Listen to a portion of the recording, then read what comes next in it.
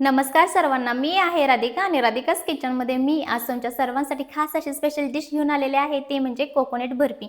आता रक्षाबंधन जवळच आलेलं आहे, चला तर मग वेळ न घालवता अगदी झटपट पद्धतीमध्ये आपण पाहूया रक्षाबंधन स्पेशल बर्फी। तर पहा, इथे मी कोकोनटचा हा वाळलेला हे घेतलेला आहे कोकोनट। आता इथे पहा कंडेन्स मिल्क घेतलेला आहे आणि ते मी तूप घेतलेला आहे। तर इथे इलायची पावडर न वापरता आपण केवडा इसेन्स वापरणार आहे आणि ते मी पिंक फूड कलर वापरणार आहे। चला तर मग लगेचच आपण कृतीला सुरुवात करूया।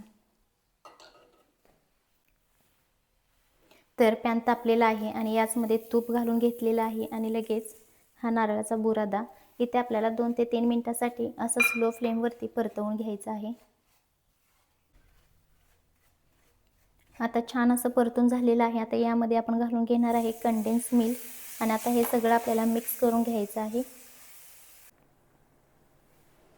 आणि पहा, छान असं सगळं मिक्स करून झालेलं आहे। आता इथे मी 2 भाग करत आहे आणि एका भागामध्ये आपल्याला कलर मिक्स करून घ्यायचा आहे। तर हे मी पहिलं काढून घेते ट्रेमध्ये। इथे मी बटर पेपर लावून त्याला तूप लावून घेतलेलं आहे। तर त्याच्यामध्ये व्हाईट अगोदर मी काढून घेते। तर पहा, इथे पिंक कलर टाकून घेतलेला आहे। केवढा इसेन्स घालून घेत आहे आणि मी वाटीत ज्या वेळेला तो सेट करत होतो तेव्हाही त्यामध्ये घातलेला होता। आता आपल्याला हाही कलर सेट करून ट्रेवरती घ्यायचा आहे। तर पहा, पहिला कलर सेट केलेला आहे आपण। आता त्याच्याच वरती हा कलर घालून छान अशा आपल्याला स्प्रेड करून घ्यायचे आहे। तर पहा, छान असे मी सेट करून घेतलेले आहे आणि आता इथे आपल्याला अर्ध्या तासासाठी अशी रूम टेम्परेचरवरती ठेवून घ्यायचे आहे। आणि पहा, किती छान अशी आपली बर्फी सेट झालेली आहे। तर तुम्ही ह्याच्यावरती सिल्वर लावू शकता, जी चांदीची वर्क असते ती, किंवा मग तुम्ही ह्याच्यावरती कुठलेही ड्रायफ्रूट्स घालू शकता, जसे की बदाम, त्यानंतर पिस्ता हे घालू शकता, केसरही घालू शकता। तर आता इथे आपण तुम्हाला हव्या त्या साईजमध्ये कट करून घेऊ शकता। तर इथे मी कट करून घेते बर्फी।